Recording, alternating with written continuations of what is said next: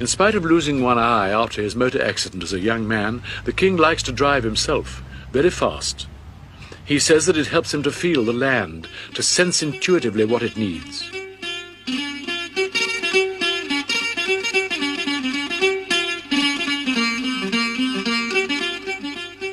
He plans the trips himself and decides when to stop.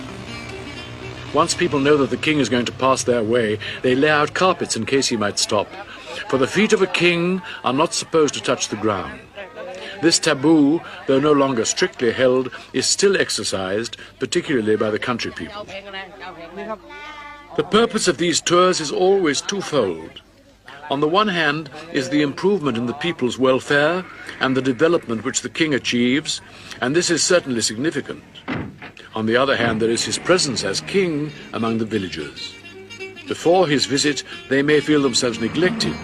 In his presence, and after he has gone, they know that they are not.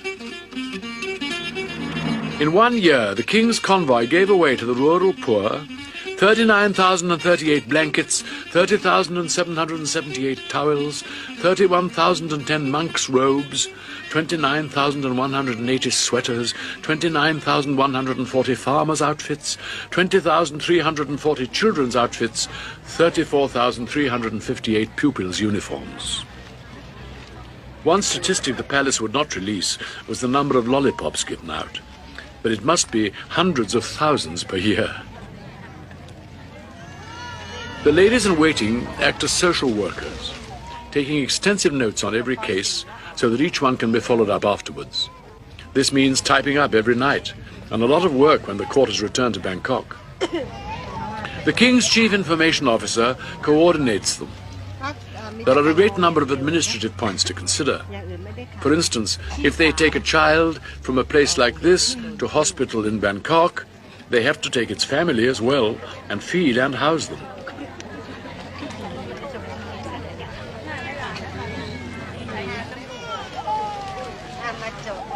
No previous king had ever even visited the northeast.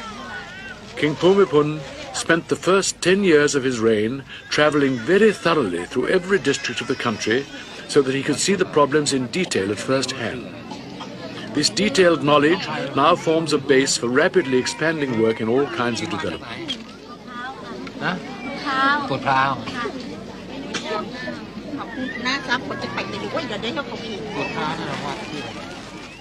Always the encouragement, listening to their problems, helping them to help themselves.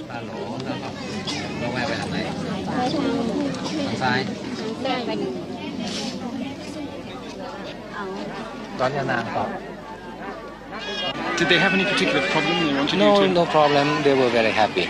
And I asked in what temple they were going, and they said the name, and I looked in the map. And there is a old temple here, and they did not remember the name. They seem to be very impressed with your geographical knowledge. Oh, because they are very happy when somebody comes and knows about their village. But you go everywhere with this map, I notice. It never, not this particular one, but yes, there is never a map from your hand. I try to have a map so that I know where I'm going. And they are happy when they know that the official map is, the village is on their map. Are there some occasions when people live in villages that aren't marked on your map or that have the wrong name? Well, that is what happened now. What is what happened? There's a village that has no name, and I put a name on it.